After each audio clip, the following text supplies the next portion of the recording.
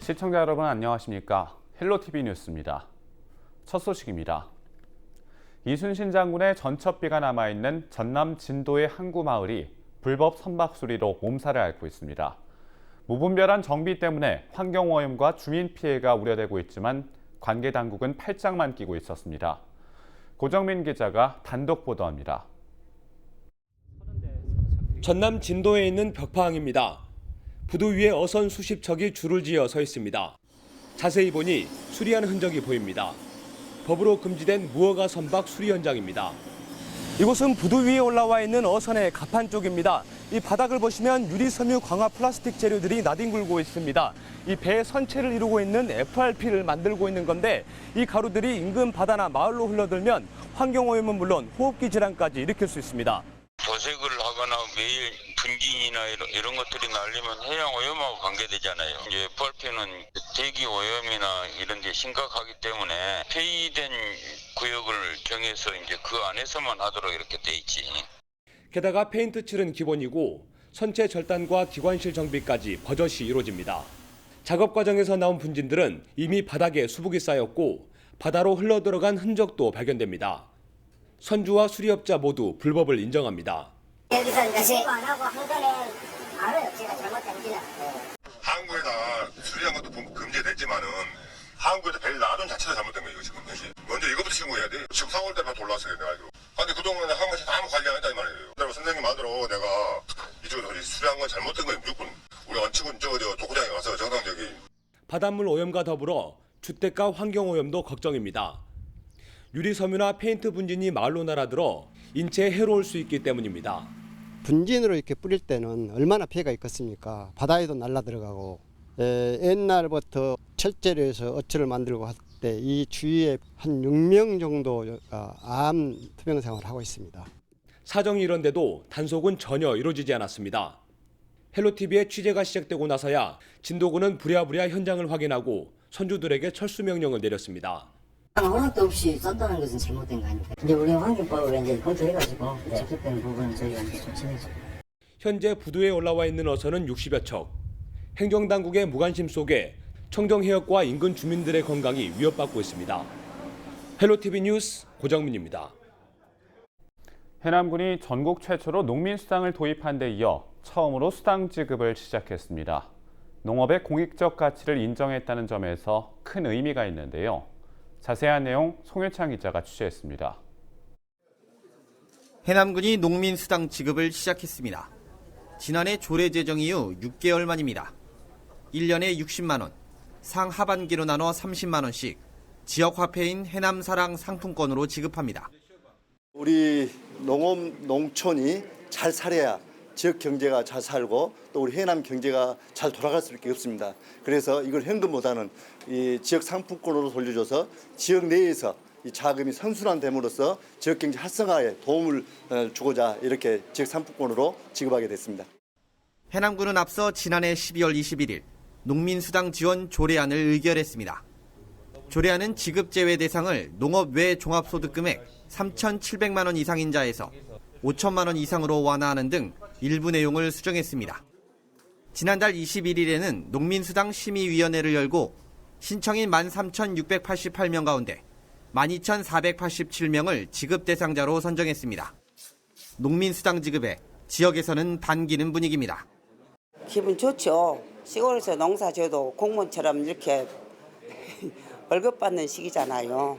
기분 좋죠. 우리도 사람 대우받는 것 같고 좋습니다. 특히 농업의 공익적 가치를 인정받았다는 점에서 더욱 환영하고 있습니다. 해남군은 상반기 지급에 이어 오는 8월과 9월 사이에 하반기 농민수당을 지급할 계획입니다. 헬로티비 뉴스 송희창입니다. 앞서 보신 해남군의 사례가 내년에는 전남 전 지역으로 확대될 전망입니다. 전라남도가 농어민 수당을 내년부터 지급할 수 있도록 하는 조례안을 만들고 있기 때문인데요. 지급 계획과 남은 과제를 서경 기자가 취재했습니다. 전라남도가 내년부터 지역 농어민을 대상으로 수당을 지급합니다. 농민수당 지급 대상은 전체 25만여 명으로 농업인 21만 9천여 명, 어업인 2만 5천여 명이 포함될 것으로 전망됩니다. 수당 지급 규모는 1인당 1년에 60만 원 정도. 전국 최초로 농민 수당을 지급하고 있는 해남군과 비슷한 규모입니다. 전체 예산의 60%는 각 지자체가 부담하고 40%는 전라남도가 지원하는 것으로 협의됐습니다. 큰 틀에서는 지금 내년에 농업인 수당을 이제 지급한다. 그중에도 경영주를 대상으로 한다. 이제 이렇게 돼 있거든요. 시군하고 최종적으로 이제 도하고 이런 부분에 대해서 합의를 하고 지역 농어민 단체는 적극 환영하는 입장입니다. 이들이 줄곧 요구해왔던 농업의 공익적 가치를 인정받았기 때문입니다. 앞으로는 전남 지역 농어민 수당 지급 사례를 근거로 전국 광역단체 7곳에 지급 확대 운동을 펼쳐나갈 계획입니다. 예, 아주 좋게 바라봅니다. 이미 전남 부근 내년에 시행할 걸로 확정이 됐고 전국 7개 광역시도에서 주민조례 청구 운동을 하고 있습니다. 하지만 과제도 남았습니다. 전체 지원 예산의 60%를 지자체에서 부담해야 하는 만큼 지자체별 재원 확보가 우선돼야 하기 때문입니다. 또한 농민수당 지급 대상이 농업경영체 등록자로 한정됐는데 경영체로 등록되지 않은 소규모 농업인은 수당을 받을 수 없어 부익부 빈익빈 현상이 확대될 것이라는 우려도 나옵니다.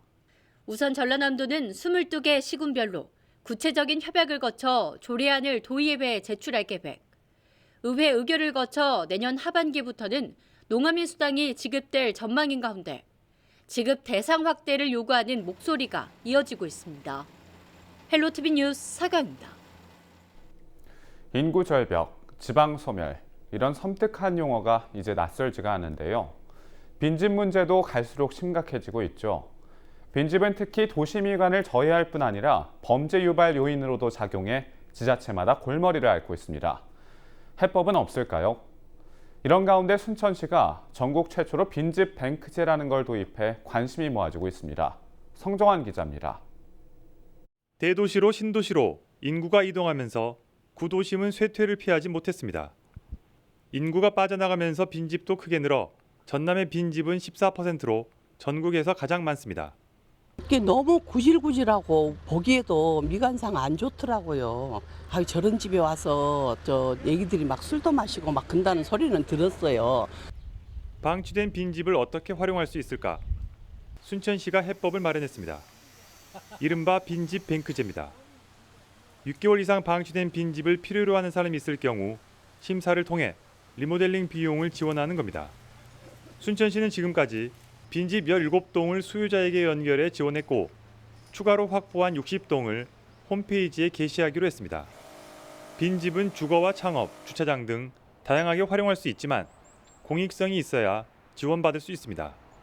외지에서 사는 청년들이 순천에 와서 어떤 창업을 하겠다든지 또 커뮤니티 공간이 장소의 공공성이 있다든지 그런 경우에 저희가 지원을 하고 있습니다.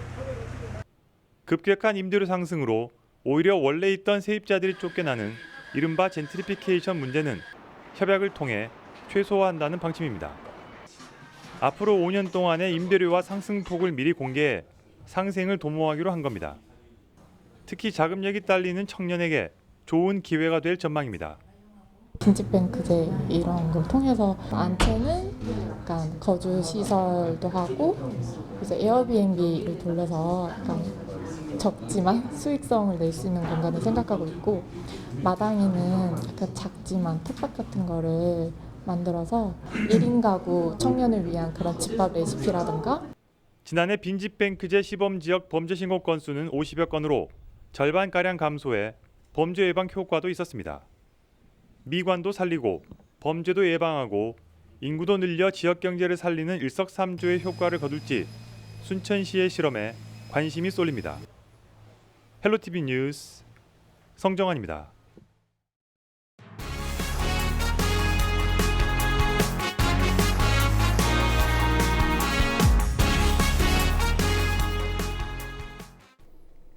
포스코 광양제철소가 정전 사고를 수습하고 공식 입장을 밝혔습니다. 하지만 포스코를 향한 지역 사면의 비판은 사그라들지 않고 있는데요. 환경오염물질 무단 배출 여부에 관심이 쏠리고 있습니다.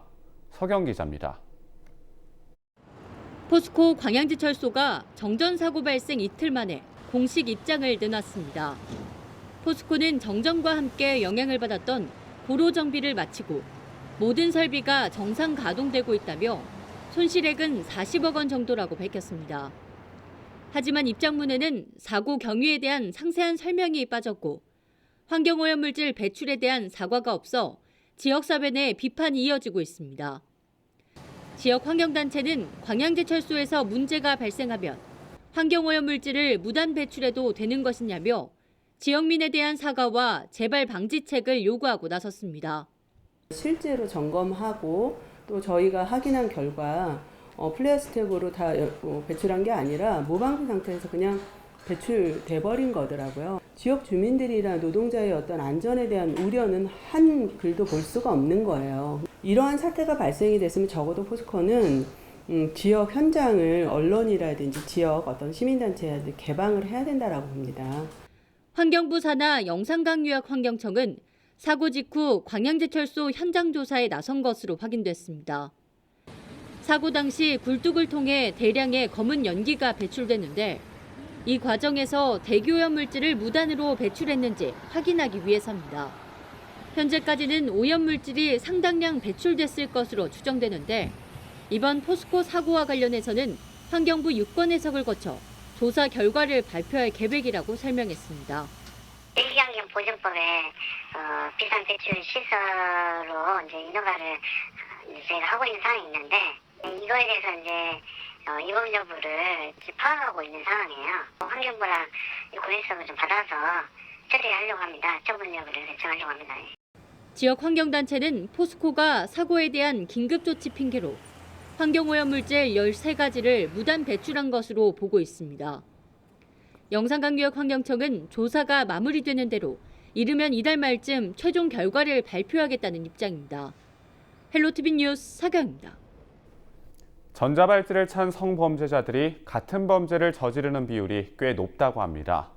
특히 밤 시간대 재발률이 높아 당국이 아예 이들의 심야 외출을 금지하기로 했죠. 그 감시 현장을 성정환 기자가 취재했습니다. 전남 동부 지역 전자발찌 착용자를 관리 감독하는 순천 보호관찰소. 최근 순천에서 발생한 선배약 혼녀 성폭행 살인 사건을 계기로 감시가 강화됐습니다. 우선 전자발찌 착용자가 집에 제대로 들어오는지 점검하는 것으로 야간 감시가 시작됩니다. 여기 H 같은 경우에는 주거지라고 해서 주거지 내 재택 장치를 설치를 하거든요. 집에 가게 되면 이제 H로 잡히면은 이제 귀가 정보를 확인할 수 있는 겁니다. 최근 법무부는 야간에 발생하는 전자발찌 착용자 범죄를 근절하기 위해 관련법 개정을 추진하기로 했습니다. 야간 집업률이 지금 58%로 이렇게 나와 있습니다. 보통 주야간이 이제 조금 다르긴 한데 강력사법은 야간에 거의 이루어진다고 보면 되죠. 야간에 발생하는 그 강력범죄는 저희 법무부에서 특히 전자발찌 부착하거나 아니면 저희가 보관차를 강화해서 전자발찌의 지능화도 추진됩니다. 혈중 알코올 농도를 감지하는 전자발찌가 계획대로 개발되면 술을 마시고 시도하는 범죄의 예방 효과가 기대됩니다. 성폭력과 살인 등을 저질러 전자발찌를 찬 사람은 전남에만 모두 115명. 교정 당국자들의 면담도 한 달에 한 번에서 매주 한 번으로 늘어나 감시망은 더 촘촘해졌습니다. 헬로티비 뉴스 성정환입니다. 영암군 내동리에 있는 쌍무덤이 마한시대 최고 권력자의 무덤인 것으로 추정되는 연구 결과가 발표됐습니다. 특히 나주에서 발견된 금동관과 비슷한 유물이 나오면서 영암 지역이 당시 마한시대 최상위 지배층이 살았던 것으로 나타났습니다. 보도에 박종호 기자입니다. 영암 내동리 쌍무덤에서 발굴된 금동관 조각입니다. 유리구슬과 함께 금동관에 장식된 얇은 금속판이 발견됐습니다. 이번에 발견된 조각은 나주 신촌리에서 출토된 국보 295호인 금동관에 장식된 유리구슬과 매우 유사한 것으로 확인됐습니다. 이 신촌리 금동관은 고대 마한의 존재를 확인시켜주는 최고의 장식품으로 이 쌍무덤의 주인이 나주 신촌리 고분과 함께 이 지역 최고의 권력자로 추정되는 증거입니다. 일반적으로 그 통설상 그 여기 내 영암과 나주를 가장 그 마한의 중심지로 보고 있는데요. 영암 같은 경우에는 초기 마한, 그리고 반남을 중심으로 하는 나주 지역은 이제 후기 마한을 이렇게 일반적으로 봤었습니다. 그런데 이제 이 내동리 쌍무덤 발굴 조사 결과 반남 고분과 비슷한 세력을 가지고 있었던 그 이 지역에 수장층이 있었다는 것을 이번에 고각적인 자료로 이렇게 확인할 수 있었다는데 가장 큰 이번 조사를 통해 6개의 매장 시설과 함께 대도와 토기, 고곡 등을 포함한 수백 점의 물건들이 발견됐고 일본 무덤에서 확인되는 유물의 일부가 출토되면서 일본과의 교류 관계도 파악되고 있습니다. 영암군은 조사 성과를 바탕으로 추가 조사를 진행할 방침입니다. 또 고분의 형태를 파악하고 종합 정비 계획을 세워 마한 문화권을 관광 자원화할 계획입니다. 찬란했던 마한 문화를 중심으로 해서 이번에 이제 또 금동관도 출토되고 하기 때문에 이 문화 유적을 중심으로 해서 이제 우리 지역이 문화 역사를 중심으로 한 관광 지역으로 거듭날 수 있도록 지금 이 사업을 전남도와 문화관광부와 함께 추진해 갈 계획에 있습니다. 경기도와 충청남도, 전라남도까지 한때 강한 세력을 펼쳤던 고대 국가 마한. 나주시와 함께 고대 마한 시대 최고의 수장이 있었던 것으로 조사되면서 그동안 추정에만 머물렀던 영암군의 독자성이 확인되고 있습니다. 헬로티비 뉴스 박종호입니다.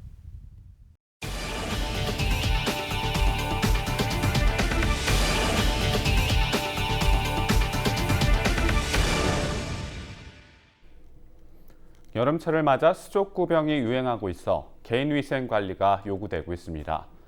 질병관리본부 조사 결과 전국 95개 의료기관 표본감시 자료에서 외래 환자 1000명당 20명에서 30명 사이에 수족구병 환자가 발생하고 있는 것으로 확인됐습니다. 수족구병에 걸리면 발열과 입안에 물집, 손과 발에 수포성 발진이 생기며 사람의 침과 가래, 콧물을 통해 전파되는 것으로 알려졌습니다.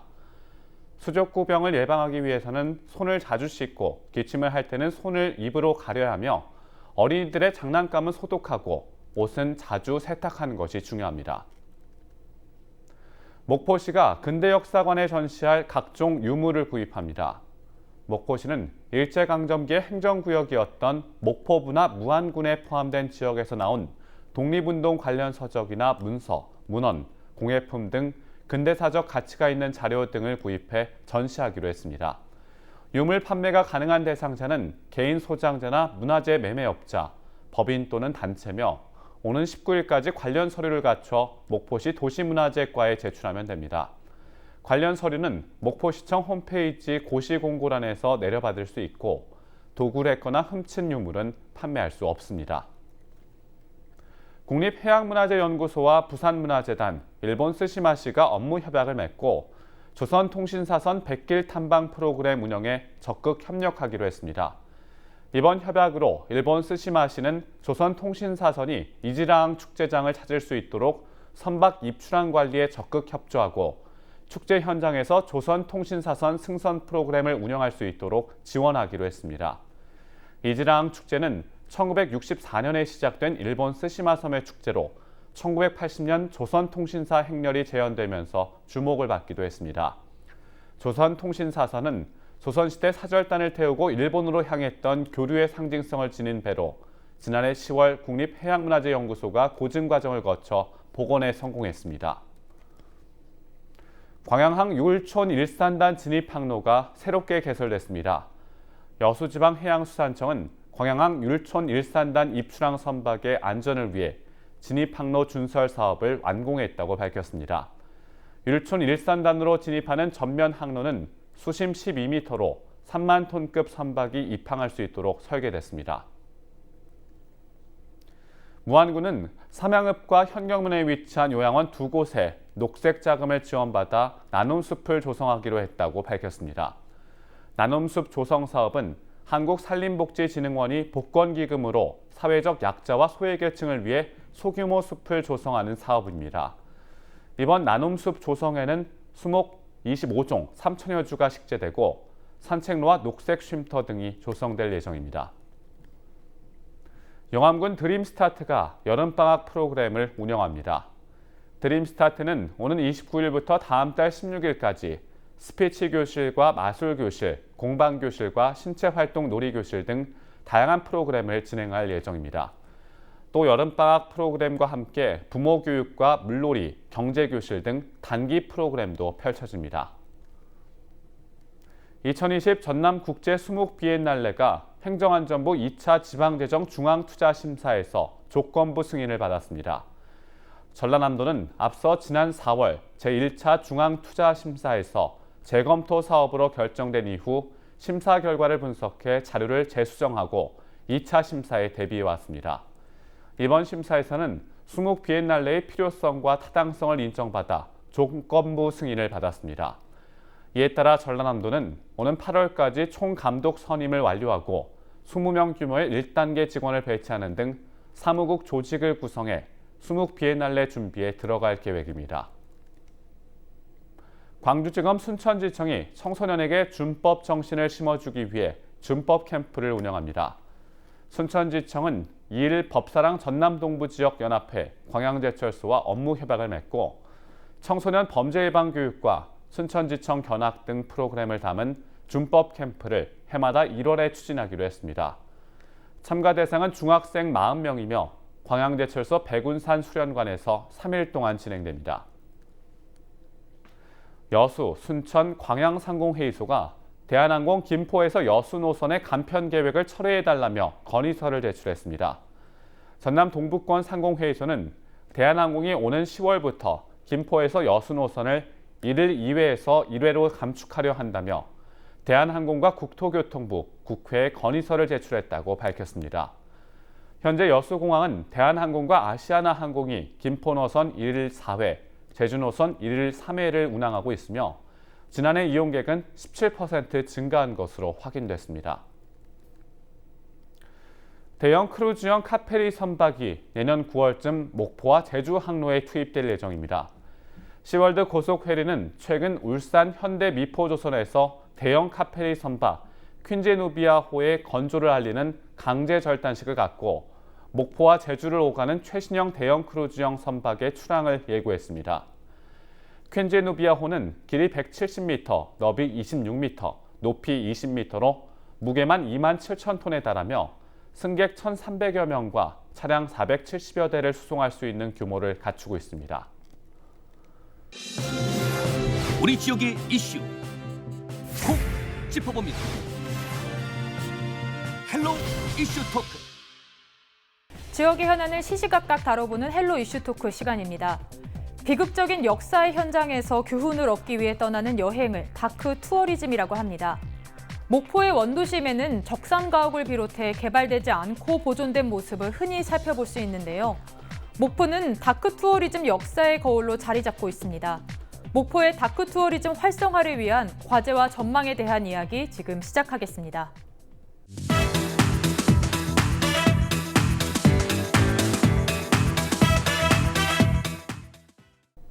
네, 먼저 다크 투어리즘에 대한 용어부터 정리를 해야 될 것 같은데요. 정확히 어떤 뜻입니까? 네, 우리가 어둡다는 뜻의 다크라는 영단어하고 그다음에 여행이라는 뜻의 투어리즘이 합쳐진 합성어라고 볼 수 있는데요.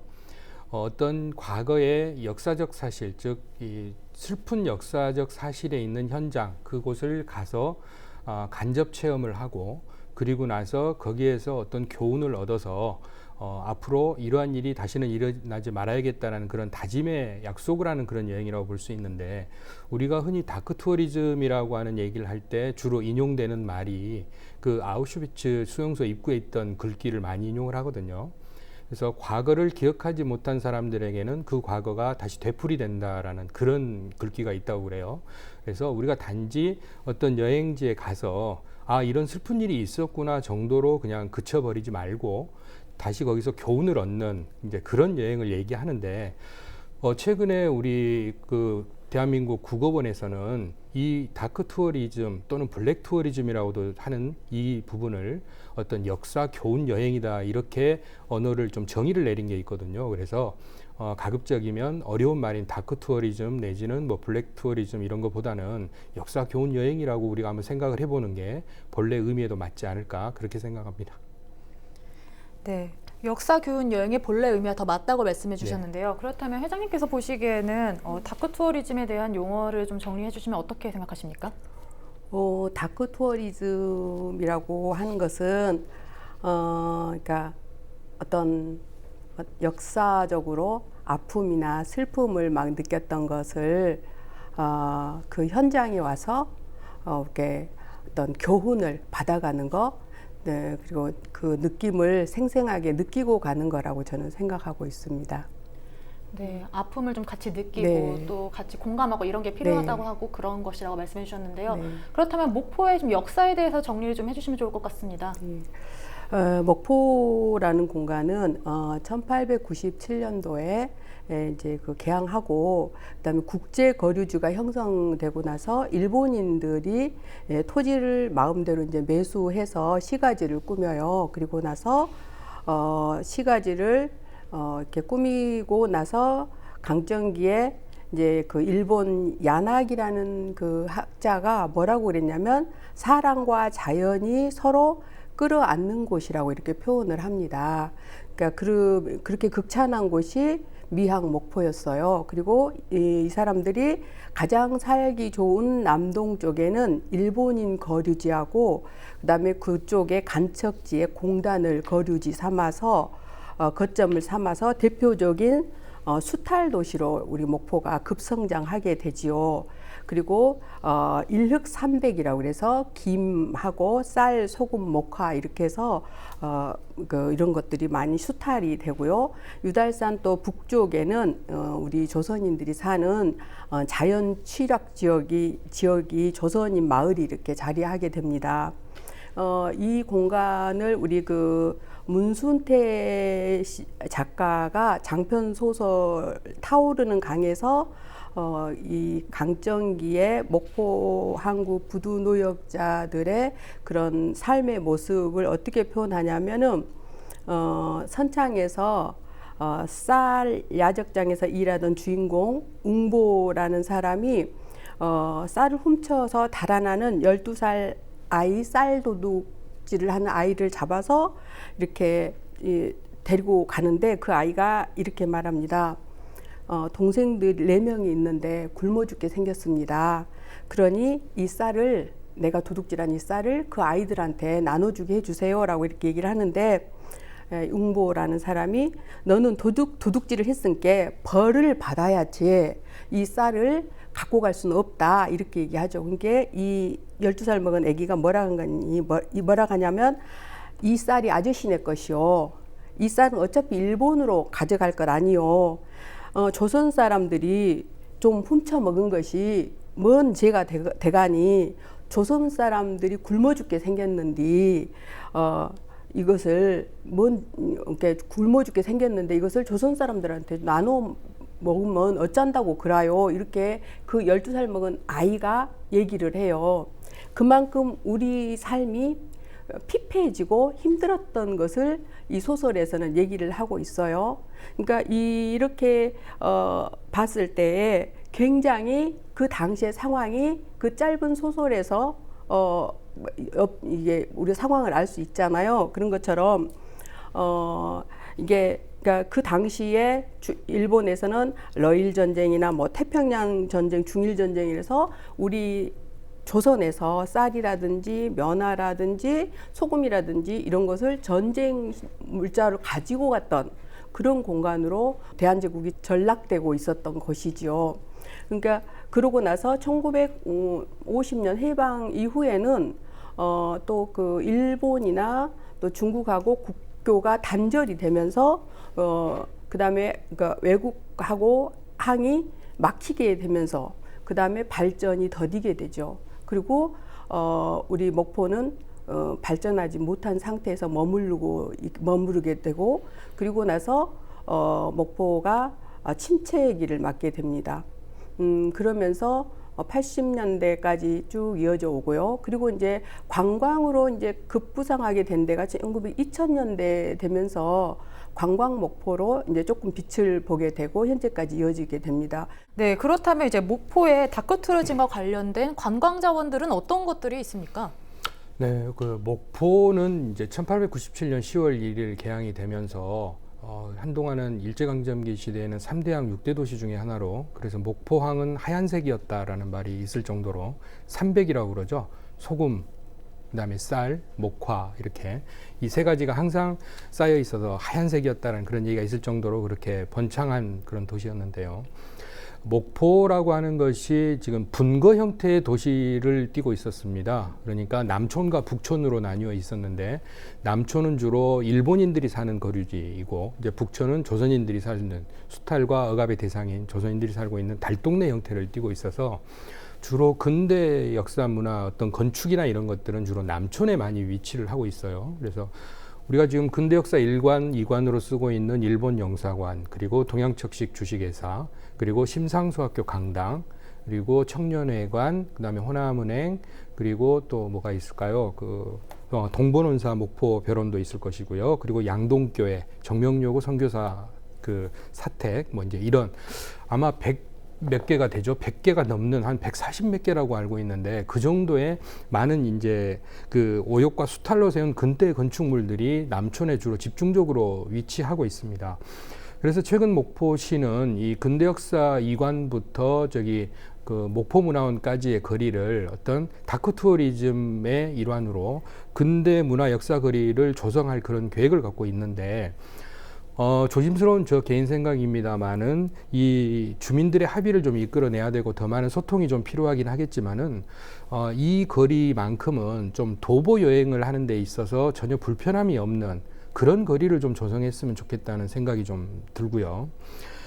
그리고 이제 근처에 보면 목포역에서 아마 자동차로 15분 내면 도착할 수 있는 고하도에 신항만이 있죠.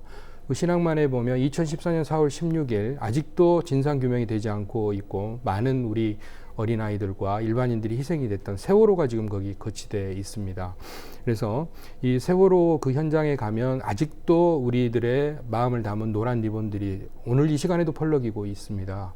근데 이제 최근에 그 가족들이 기거를 했던 그런 컨테이너는 다 철거가 됐고요. 지난주에 철거가 된 걸로 알고 있고, 지금은 이제 그 시민단체에서 이렇게 봉사 형태로 찾아주시는 분들을 위해서 안내를 해주는 그런 부스가 하나 있는데, 이것 또한 아마 목포시에서 이제 빠른 시일 내에 거기에다가 인원을 보충하겠다라고 약속은 하셨다고 하더라고요. 그래서 이제 이런 세월호 관련 다큐 투어리즘의 현장도 있고, 그리고 우리가 말하는 근대 역사 건축물들이 있습니다. 근데 목포에 유달리 이렇게 근대 역사 건축물이 많은 이유는 다름이 아니라 다른 개항장, 그러니까 뭐 인천이나 이런 데에 비해서 사실은 집값이, 땅값이 높지 않았던 거죠. 그래서 땅값이 높은 수도권에 있는 개항장들은 부산이나 이런 데는 개발이 됐고, 그리고 군산이나 목포 같이 상대적으로 발전이 덜 된 땅값이 낮은 곳은 개발할 수 있는 여건이 안 되기 때문에 고치질 못하고 있었던 건데, 그동안 우리는 이 근대 건축물들을 어떤 일본식의 건축물이다, 보기 싫다, 이렇게만 주로 생각을 했었습니다. 하지만 아픈 역사도 우리가 지금 주제로 다루고 있는 다크 투어리즘처럼 아픈 역사도 우리의 실제적인 역사이고, 거기에서 새로운 교훈점을 배워서 앞으로 우리 미래를 어떻게 설계할 것인가라는 그런 장이 돼야 되기 때문에 근대 역사 건축물들이 많은 목포, 그중에 다크 투어리즘의 어떤 각광을 받을 수 있다. 이거는 뭐 주지의 사실이죠. 네. 네, 그렇다면 이제 의원님께서는 특히나 지역구가 이쪽이지 않습니까? 네. 네, 그렇다면 이제 근대 시대 다크 투어리즘과 관련해서는 또 어떻게 생각하십니까? 그러니까 이제 목포 유달동 만호동 쪽이 근대 역사문화 공간입니다. 그래서 이쪽은 일제 강점기 시기와 그리고 근대 시기 사회상의 변화를 보여주는 그런 현장 유적이죠. 그러다 보니까 이쪽이 그 면 단위로 어떤 한 집이 아니라 전체가 유적으로 자원으로 이렇게 이제 지정을 받았는데요. 사실은 일본이 그 지역을 사용한 시기보다는 수년간, 수십 년간, 수백 년간이겠죠. 우리 한국 사람이, 한국인이 사용한 시기가 더 길죠. 거기는. 그래서 그 아픈 과거에 잠깐 동안 일본이 사용했던 그런 거기 때문에 이걸 단순히 그냥 일제 잔재로 치부하는 것보다는 일제히 잔재로 치부를 해버리면 그거는 지금 살고 있는 주민의 삶을 무시하는 게 되는 것이고요. 그리고 이 건물 하나하나가 그냥 어떤 문화재가 아니라 이 전체적 공간적 의미가 근대 공간을 의미하기 때문에 그 과거의 어떤 아픈 역사로만 그렇게 간주하지 말고 현재 주민의 삶이 그 안에 고스란히 녹아져 있고 그리고 앞으로 우리 미래들이 거기서 살아나가야 될 공간 아니겠습니까? 그래서 잘 보존을 해야 되고 역사적 가치를 다시 재조명을 하고 문화자원으로 그렇게 활용되어야 될 것이라고 생각하죠. 네, 역사적 가치를 재조명하고 활용돼야 된다고 말씀해 네. 주셨는데요. 네, 그렇다면 현장에서 활동하시다 보니까 좀 더 네. 현장 느낌을 아실 수 있을 것 같은데 어떻습니까? 현장에서도 다크 투어리즘을 실감하십니까? 지금 그 요즘에 많이 찾고 있는 게 역사 교육 쪽으로 많이 오고 계세요. 역사 교육 쪽으로 많이 오는데 이제 학교에서는요. 그러니까 교실 밖에서 역사를 배우는 현장 수업이 늘고 있는 추세고요. 얼마 전에도 그 초등학교 교장 선생님들이 한 5천여 명이 다녀갔지 않습니까? 그러니까 목포에서 교장 선생님들의 그런 모임을 한 이유가 있을 겁니다. 그러니까 목포가 그만큼 역사적으로 중요한 근대사를 품고 있기 때문에 목포에서 그런 큰 행사를 진행했다고 보고요. 또한 6월 1, 2일 날은 김대중 평화 캠프를 또 뭐 해마다 하니까 그거는요. 목포하고 신안에서 진행을 했는데 민주화 운동을 했던 그런 것을 바탕으로 해서 캠프가 또 진행하고 있어요. 해마다.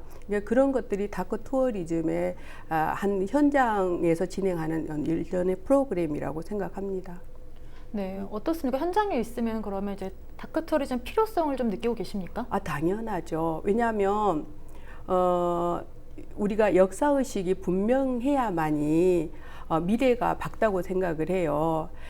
역사의식이 없다면 미래가 불투명해요. 그러니까 반드시 그러니까 교실 안에서 역사를 배우는 것보다 현장에서 배우는 역사가 훨씬 더 강하게 역사가 인식된다고 생각합니다. 네, 좀 전에 말씀하신 것처럼 다크 투어리즘이 긍정적인 효과만 있는 것은 아닙니다. 그렇기 때문에 이렇게 관련한 극복 방안을 위해서는 어떤 것들이 필요합니까?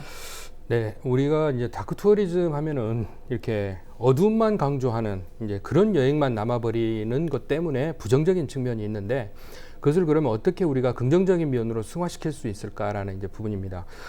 최근에 영화 1987 영화가 우리 남영동 대공분실이 나옵니다. 그리고 이제 목포 연인의 슈퍼도 나오게 되고 그러는데 남영동 대공분실이라고 그러면은 그 수많은 민주열사들이 가서 고초를 겪었던 그런 정말로 슬픔의 장소이고 다시는 일어나서는 안 되는 이제 그런 장소인데 그곳을 2005년부터는 경찰청 인권센터로 그렇게 탈바꿈을 시켰어요. 그래서 하루에 뭐 이제 15명 정도 이렇게 왔던 곳이 이 영화를 통해서 컨텐츠화 되면서부터 5배 이상의 지금 방문객들이 찾고 있다는 얘기가 있거든요. 그래서 이 어떤 민주열사들을 데려다가 고문하고 했던 그런 장소가 경찰청의 인권센터로 바뀌었다. 정치적으로 상당히 180도 전환이 된 거잖아요. 그런데 또 그걸 통해서 영화가 또 만들어져서 소개가 되다 보니까 그 지역에 찾아보는 사람들이 당연히 늘 수밖에 없고 지역 상가의 경제적인 활성화를 이루어내고 있다는 얘기거든요. 그래서 우리가 어떤 이 극복할 수 있는 방안은 단순히 이게 과거의 슬픈 역사가 되지 않도록 스토리텔링을 통해서 우리 전 회장님처럼 이렇게 문화관광 해설 하시는 분들이 좀 더 많은 이야기들을 만들어내고 찾아내고 정립을 시켜가지고 이분들이 여기서 어떻게 긍정적인 면을 받아갈 수 있을까라는 이제 그런 장이 돼야 될 것이고요. 그리고 이제 어디까지가 그러면 다크 투어리즘인가라는 한계에 대한 논란도 있습니다.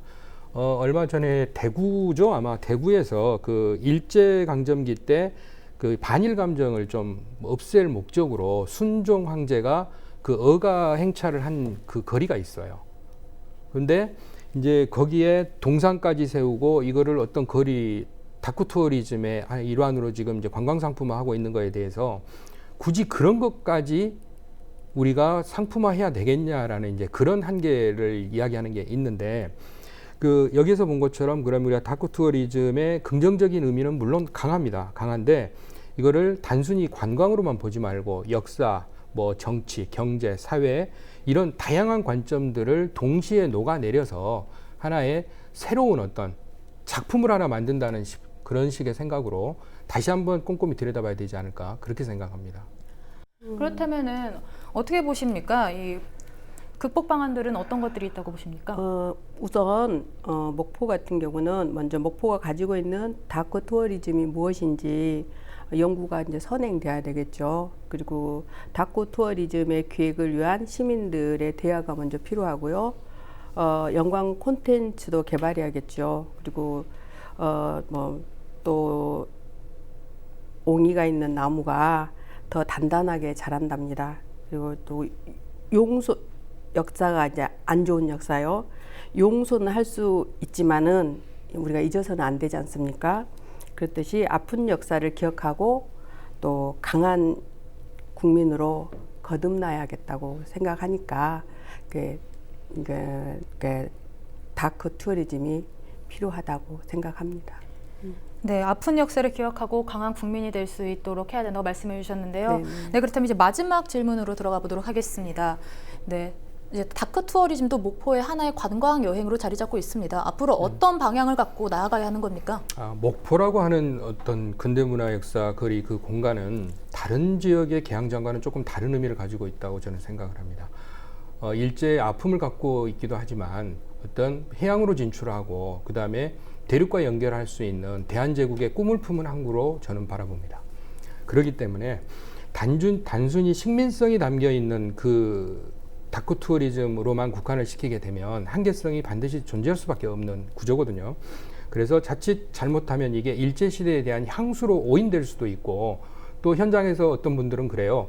일본 관광객들이 와서 무슨 생각을 갖겠냐, 점령군의 느낌으로 오지 않겠냐라는 부분들이거든요. 그래서 그런 게 일어나지 않도록 어떤 우리가 근현대사를 바라보는 올바른 시선 정립이 좀 돼야 될 것이고, 그리고 또 관광을 개발하는 데 있어서 정책적으로 다양한 현장의 목소리, 그리고 역사적인 고증, 그리고 앞으로의 문화를 어떻게 이끌고 나갈 것인가라는 그런 부분까지 종합적으로 계획을 좀 세워야 되지 않겠나 그렇게 생각합니다. 네, 이제 근현대사를 올바르게 바라보는 인식의 필요와 앞으로 문화를 어떻게 더 발전시키고 보존해 나갈지 필요하다고 말씀해 주셨습니다. 네, 오늘 이야기 여기까지 나눠보도록 하겠습니다. 두 분 고맙습니다. 아픈 역사라고 지우는 게 능사는 아닙니다. 목포항 골목길엔 일제 수탈의 역사와 저항의 역사가 동시에 숨쉬고 있는 것을 알 수 있습니다. 근대사에서 일본인과 조선인의 삶을 비교할 수 있는 유일한 목포의 문화유산을 잘 보존하며 역사를 바로 세워야 할 것 같습니다. 지금까지 헬로 이슈 토크였습니다. 창가를 쳐다보는 순간에 까만 연기가 막 나더라고요. 뻥하고 터지더라고요. 놀랬죠, 엄청. 사람 안 다쳐서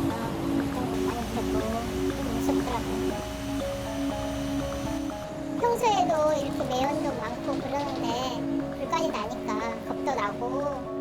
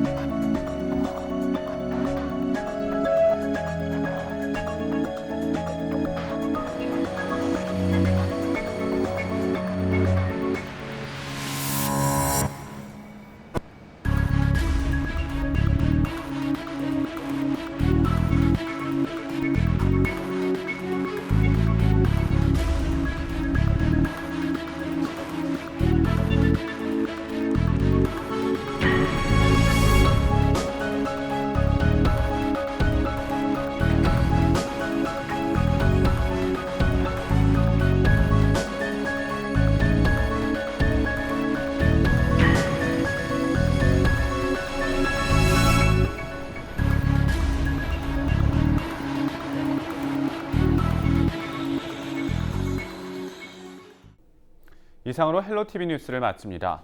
저희는 언제나 지역 주민 여러분 곁에 있겠습니다. 고맙습니다.